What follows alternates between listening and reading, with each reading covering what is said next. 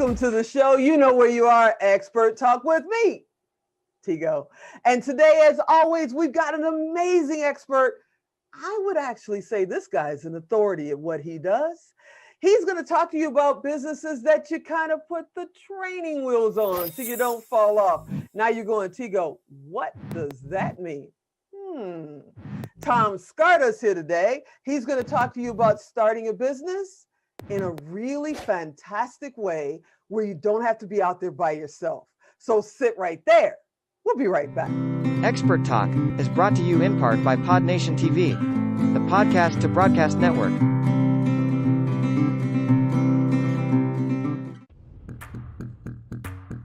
Expert Talk is produced and distributed by Melrose 11 LLC. Lights, cameras, take action with Melrose 11.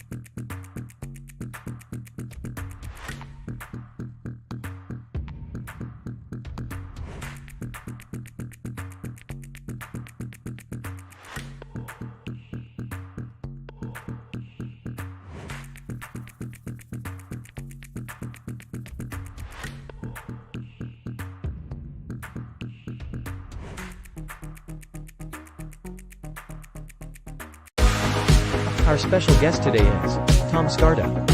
For more information about Tom or the Franchise Academy, visit thefranchiseacademy.com or follow Tom on social media at Tom Scarda.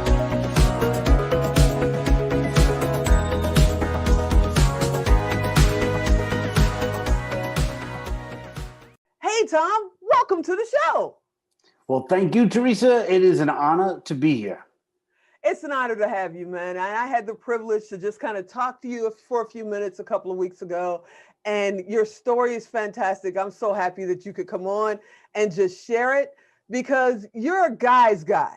You know, you're originally from where? I'm originally from Brooklyn, New York, born and raised. See, I've watched all those movies about Brooklyn, New York. All of a sudden, I feel like I need to sit up a little straighter because Brooklyn don't play. And nowadays, let's just talk about for a second about Brooklyn. I mean, I'm originally from Chicago, and Chicago has changed and changed and changed over the years.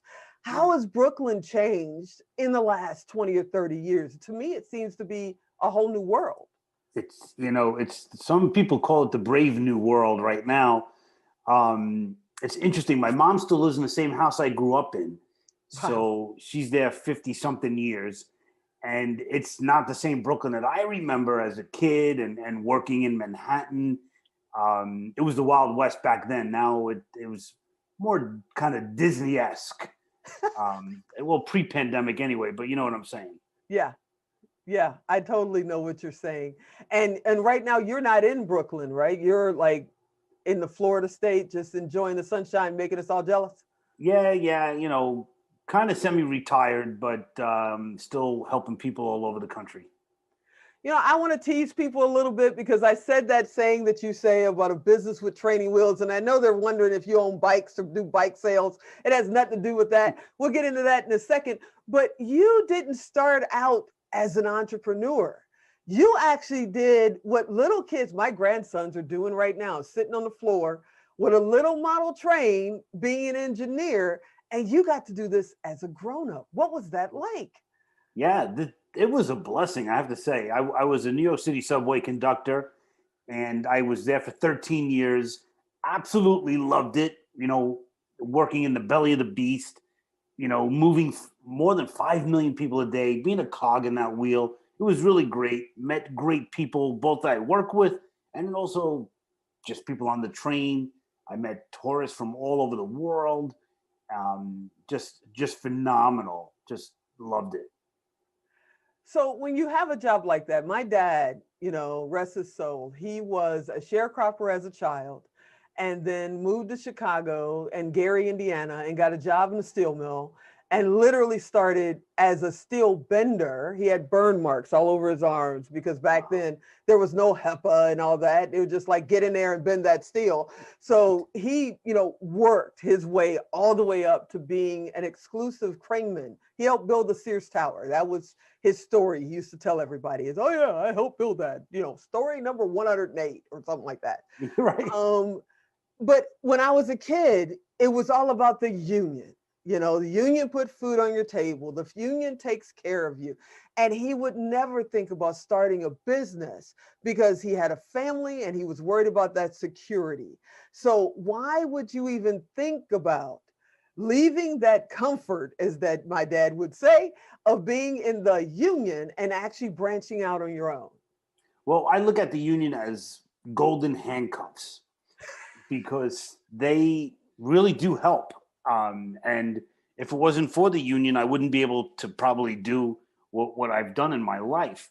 Uh-huh. And it's interesting. So I come from a very blue collar family. My father was a police officer, and my mom, just was a stay at home mom. And then she worked for the Board of Education. And my brother's a fireman as we speak in Oh, Manhattan. And, wow. just that whole thing. My wife was a New York City police officer. But I was a conductor, and as I said, I loved working for transit. I loved working on the trains, my giant train set. I loved it, but it wasn't fulfilling my soul. And I was working one night. My days off were Tuesdays and Wednesdays because that's the way it is when you start. And I had to work Sunday night on one particular train line that was local all day, for the whole run, and it never came out of the ground. Where even Okay. in Chicago, the trains go up on the trestle, this Yeah. particular line did not.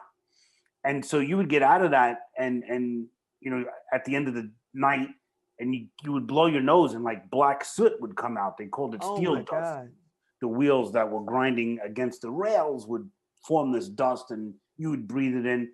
And I was feeling really down one particular Sunday, and it must have shown on my face because an old timer came up to me and he said, "Hey kid, this is a great job. You'll always have a shirt on your back. It'll never be a silk shirt, but at least you'll have a shirt." And I was like, "Whoa, wait a second. That sounds like mediocrity."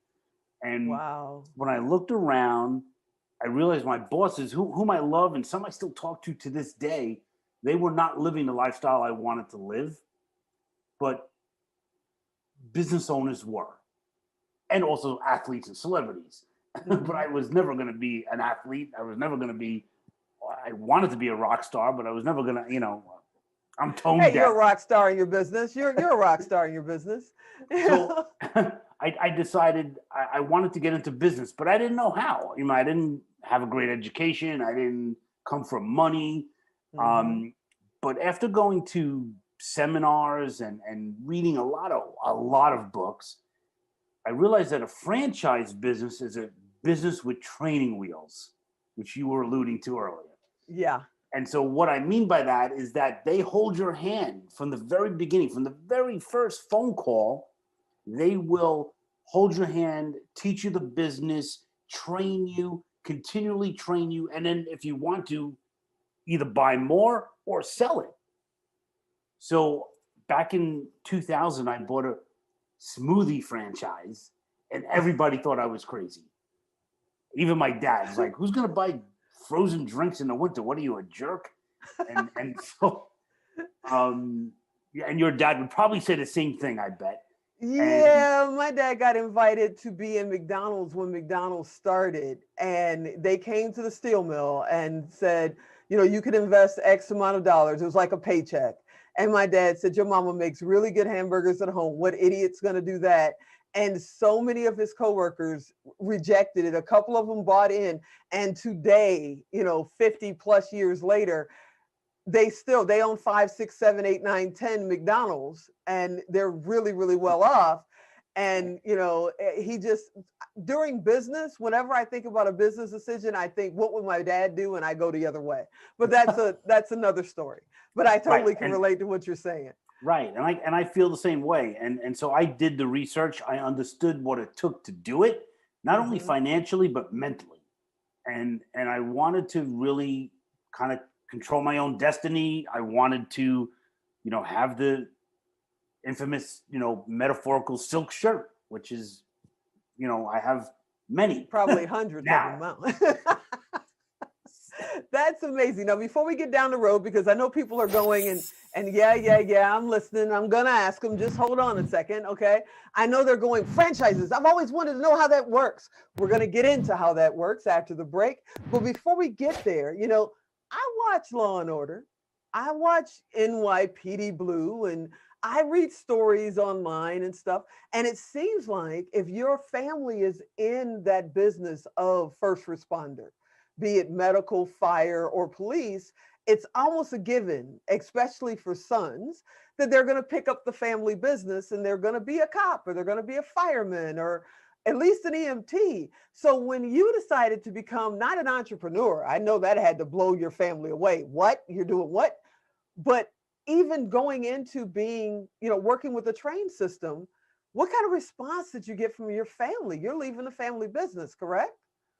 Yeah, in a way. And so what's really interesting is that my wife, and we've been married 33 years now. We Oh, met wow. in the 80s, like in community college. Um, her And I just dad. had to say, I have a vision of you in like hammer pants at a club right now, but never mind. Go ahead. So what's really interesting is I went to high school with Marissa Tomei, the actress. Um, Wow. and so if you think about her, that's kind of my wife. But Mm-hmm. and my Okay. cousin Vinny, sure, Okay. that blends. Okay.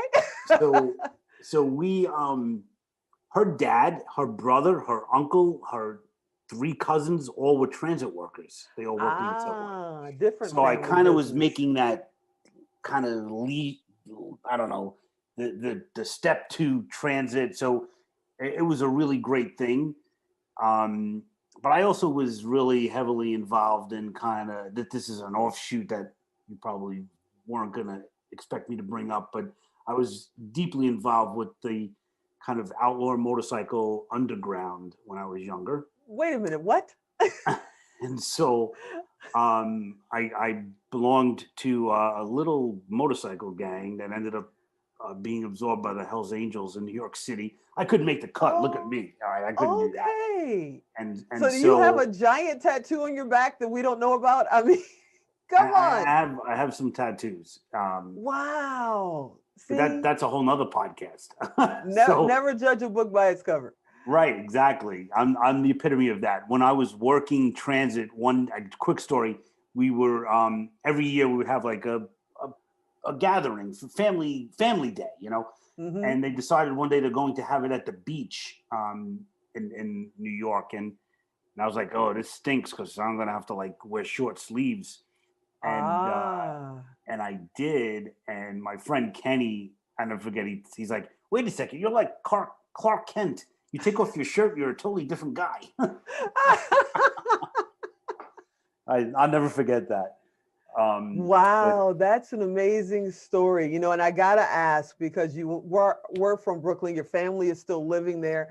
Did they go through 9/11? Was your brother a fireman during all of that? And yeah, how did you make it through that? Because that's, the whole country became a family when 9/11 yeah, happened. And for years after that, the repercussions with the fire departments and losing friends and family and all that. How did they survive? Are they okay? And then everything with COVID. I mean, New York was in the news every day with COVID for almost a whole year. How are right. they doing? Is everybody good? Yeah, believe it or not, everyone in my family survived. We do have friends and distant friends that were actually killed in 9/11. Mm. Um, and because it was right where we live, and Right. so my brother-in-law actually was the chief of police for New York City at the time when it happened, Wow.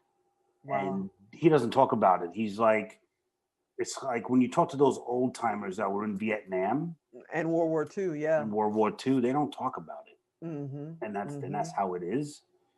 He's a changed man, I can tell you, and he's an idol of mine. My brother-in-law, he's older than me. He's like the older brother I never had, Mm-hmm. and not good, not good. Yeah, I can But imagine. yeah, my wife. It was funny because that morning when it was all going down, first plane hit, and I was talking to my dad. He was retired police officer, and we're on the phone, and we're like, "Oh my god, this is weird. It's so clear. This How could the plane have hit this building? It doesn't make sense." Mm-hmm. And literally, I'm watching, and I saw the second plane go in, and everybody's heart just dropped. I mean, Yeah. stories. So, Yeah. I um, think we'll always remember if you were over the age of maybe 8, you're always going to remember where you were at 9/11. And when I talk with somebody who is, you can tell, I mean, you and I have only talked a couple of times, but you can tell family's important. You know, it's one of the first things you bring up. And, you know, yeah, we're going to talk about business, and hold on, we're going to talk about the whole franchise thing and what he does. But, you know, you can't just skip over the fact that, you know, this is a family that has been first responders for generations, and they had to be there. You just can't skip that story and not at least ask, you know, how are they doing? You know, because a lot of people are not talking, you know, especially with COVID. We've kind of put a bow around 9/11 and set it over here because we're focusing on COVID and everything that's hit the whole country, the whole world, but especially New York and California have been hit pretty much the hardest. But you still got to look back and go, man, you know, because I know, being prior military, there's stories that I'll never forget, things I saw that I'll never forget. My dad was in the military and during World War II times. And, you know, I didn't even know he was military until I was in my 30s, because it was something he never talked about. And Wow. somebody brought it up casually at a funeral. They were like, man, I haven't seen you since da da da, and we were deployed. And I went, deployed? Deployed. What are you, what? Who? Wow. You know, and he went, yeah, don't talk about that. And he just skipped it, you know? Yeah. So I totally can understand that. You have, I mean, I'm looking behind you, and every time you move your head, I'm like, what does that phrase say behind him? Ah, see, that's what I'm talking about. That's his heart right there. Here's a guy that truly, truly cares, that knows how to make money. You can tell that. He knows how to do this franchise thing. And when we come back from this break, we're going to talk about that. But he also knows how to reach back, give a helping hand, and pay it forward. So sit right there. We'll be right back.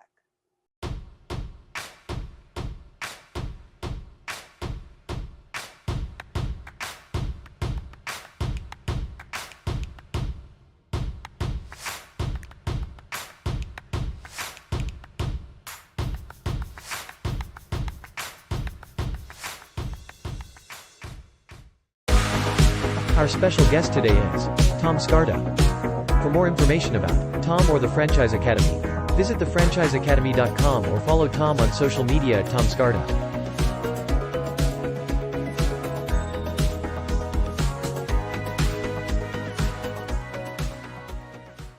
Hey everybody, you know where you are, Expert Talking. Today I'm talking to the authority about starting a business with, you know, training wheels on it. We're talking about franchises. Hey, Tom, let's talk about it. Let's talk about, what is a franchise? Let's start there. So this is so great. A lot of people, you know, recent survey said 70% of Americans don't even know what a franchise is. So a franchise, the definition is buying a license and getting granted the rights to run a business in a defined territory.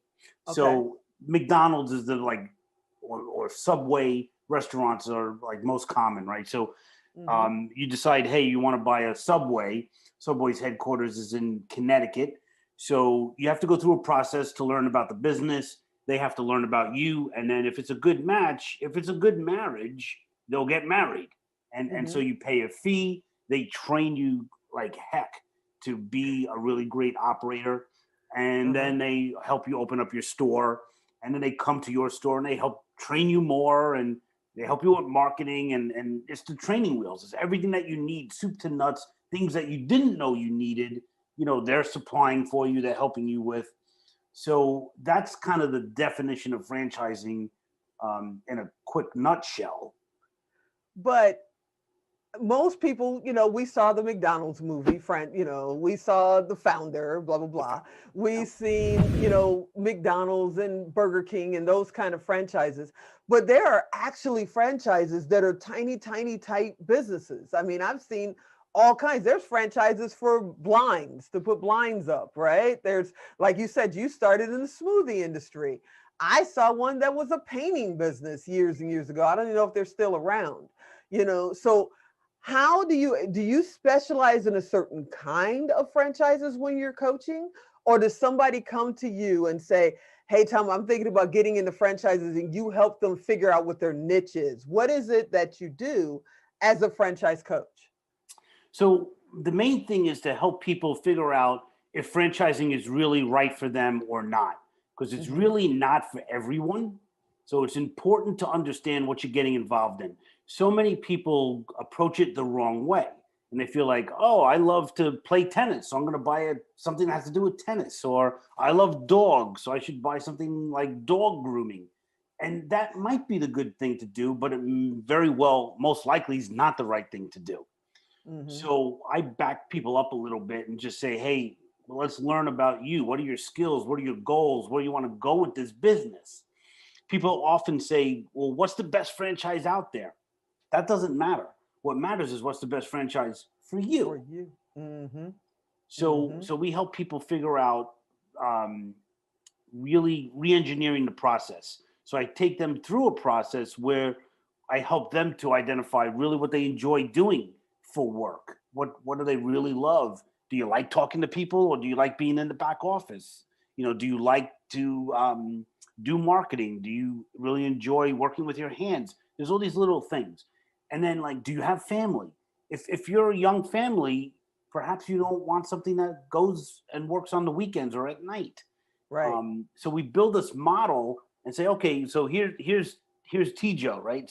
So T really wants something that is going to be a low investment, something that has high margins, something that's Amazon resistant, something that's, I don't know, pandemic resistant. And so we help build that model. Then we use the model that we literally write up, and we sift through 4,000 franchises in 90 different industries, come Ooh. back with a short list of companies that have exactly what that person is looking for, fitted to a T. And because of that, it gives them so much more room for success, as opposed to getting into something and then realizing, wow, I didn't realize that was going to cost like all this money, and I was going to have to work nights and really make half of what I made in my job. Mm-hmm. So we help people avoid those mistakes. That's kind of, and it's a mission. It's like a ministry for me. I just really want to help people not make mistakes, because I made mistakes, and we could talk about that too. This brings up all kinds of questions. One question that I have is, is there a certain education requirement if you want to be in a franchise? Is there, and what if somebody has a great quote unquote franchise idea and they want to create a franchise? Is that something you can coach them through too? Yeah. So let's go to the first question. So Okay. the there is no criteria for being a great franchise owner. The Okay. criteria is you have to be coachable, because they will train you. You got to have the money to invest, which is, there's a misnomer that people feel like, oh, I need $1 million. You don't. And today, as we speak, banks are throwing money at people to open up businesses because it creates jobs. Every time you open a franchise, it creates 10 to 20 jobs in the community. So Right. you're becoming an economic engine in the community, which is fantastic. And so, as an example, if you have a haircutter's license, if you're a beautician, you will not be granted a franchise license for like a hair cutting franchise, like Supercuts or Great Clips or something like that. And it's counterintuitive, I know, but what they don't want to happen is for you to come in with your baggage of, oh, this is how things are done, Ah, yeah. right? And Yeah. and Yeah. then you're in that business. Let's say you're in it for a year, and Julie calls in sick, and you're like, no big deal, I'll cut heads. Then you're like, hey, I just saved a whole bunch of money. Maybe I don't need Julie, Uh-huh. and now you just bought yourself a job, Right. and that's not Exactly. what you wanted. Exactly. Exactly. So, how So do you that know when you get into one, right? Because you've had many. So, you get into one, like I was saying, some of the people with my dad at the steel mill, now their family owns 10 or 12 or whatever, McDonald's. How do you know when it's time, to maybe move on and sell or buy the next one? So now you've got the North location and the South location. it's really a personal choice. So if you're in the business, and by the way, usually there is an agreement. You sign a franchise agreement that is good for a certain amount of time. Hmm. So average, it's 10 years across franchising. So as you're approaching your 10 years, you might be saying to yourself, hey, do I want to do this again for another 10 years? Or do I want to cash out and move to Hawaii or Jamaica or, Right. right? So This so it's all a personal decision about what you want to do. You might want to cash out and retire, or you might want to pass it down to your children. Because over the past 10 years, your 10-year-old is now 20 years old. And they've been working in the business because you made them and you taught them how to do business. And so you might pass it down. So there's different options like that. And it's all personal decisions.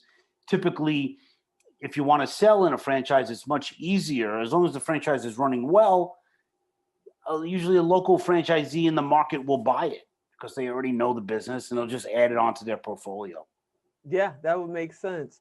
And before we get back to the other question, I've got to ask, you're a coach. Do you coach the starter part of this, or are you a part of their lives if they choose to be their coach throughout this process? 3 years down the road, you're still being the person they bounce things off of. Where exactly do you fit in the system? Yeah, so I take them from day one all the way through.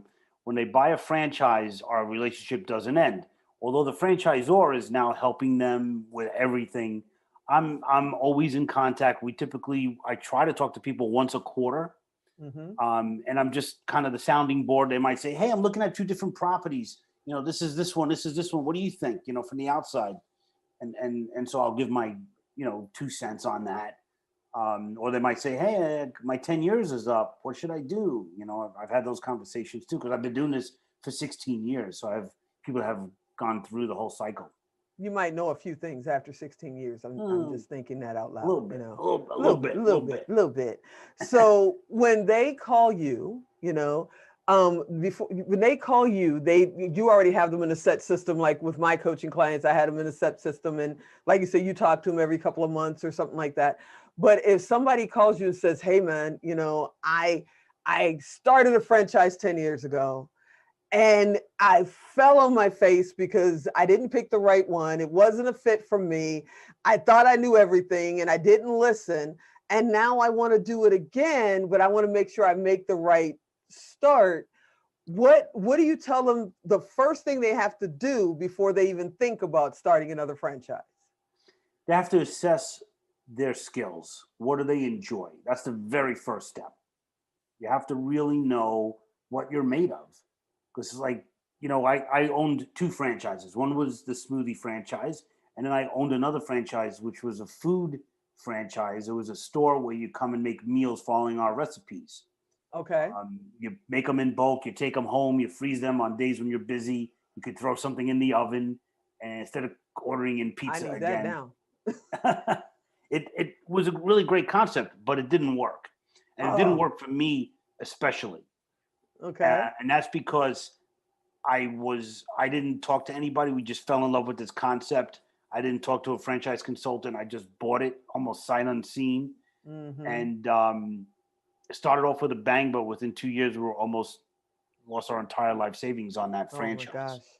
And so I wrote a book about it called Franchise Savvy. And so it's kind of my stories, but I look at it now as a blessing. Back then I was crying, but now I look at it as a blessing, as something that, now I can talk to somebody and say, hey, listen, when I say something, it's not because I read it in a book. It's I've been there. You actually lived it. And that was where I was going next, is that you are an author. You have written, and what made you decide to go down that path? What made you decide to just pen to paper and get it out? Well, the very first book I wrote is something called The Magic of Choosing Uncertainty: How to Embrace Fear and Live a Fulfilled Life. And that I wrote that because as I work with people looking at franchises, we go through a whole process. It takes a month to 6 weeks to really do the due diligence properly. And at the end of the 6 weeks, they freeze and they walk away and they don't buy the franchise. And I tell people, your choice here is not the choice between franchise A or franchise B. Your choice is the choice between uncertainty over unhappiness. Ooh. Most people choose unhappiness and they stick with the really bad job, the long commute, traveling, all the nonsense, and they don't take a risk on themselves. And the funny thing is when you do take a risk, that's where the magic happens. Yes, sir. Yes, sir. I totally agree with that. Now, I know somebody's out there looking at us and they're going, wait a minute, you asked the question he didn't answer. What happened to that question? So let's go back. Let's answer the question of, I got a great idea for a franchise. How do I start my own? All right. So I could definitely point in the right direction. That's not what I do for a living, but I got some great people. What you need, like everything in life these days, is a lawyer.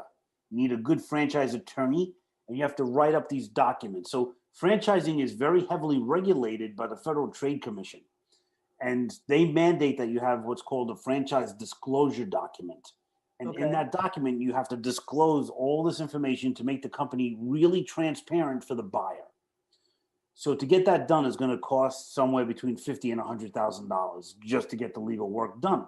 Wow. Once you get it done, then you have to go find people to buy the franchise. So you have to invest a lot in marketing and advertising. But my personal feeling is you really need to, you got your great idea, open up a second unit and let your brother-in-law run it to figure out how to handle it when you're not there. So when he or she calls you and says, hey, I ran out of grape juice, what do I do? You have the answer. Or, Yeah. the stove is not lighting up. What's going on? The alarm is going off, Mm-hmm. And so you have to write down all the processes and the procedures on how to run that business. And that's what really makes a great franchise.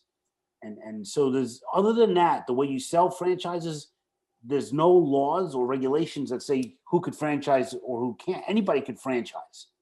And that's the dangerous part. So it's kind of buyer beware. So when you Yeah. hear this great concept that just opened up, you're like, oh my God, I love it. I want to own one. There's, you don't know if they make money really, or if they really know how to support their franchisees. That's where we come Mhm. in. We pre-screen the franchises before we work with them. So if you weren't doing this, if you weren't told the silk shirt story and changed your life, what do you think you'd be doing right now? I mean, what do you love to do, whether you get paid for it or not? Oh my goodness, that's a great question. It would be something to do with old Harley Davidson motorcycles. I knew he was going to go back to bikes. You see how I got you to go back to bikes? I'm a writer as well. I wrote I started writing in the Philippines when I was in the Navy. And I've kept my motorcycle license. I'm actually planning on buying a trike because I've got artificial knees thanks to the Navy. So me being up on a bike, any kind of horsepower, not on these knees. So I will be Oh doing boy. a trike next. But I knew you were going to say that. I'm like, how do I get him back over there? With So his hair, with the wind going through his hair. so since you brought that up, I'll just say this. I wrote an article and I'm trying to write a book about the 5 business lessons I learned from being in an outlaw motorcycle gang. See, now I I'm don't going to think have to anybody's get you done that. security or something. Yeah, because somebody's going to come and get you for telling the secrets. But I want to read it. So definitely write it. Go ahead, write it.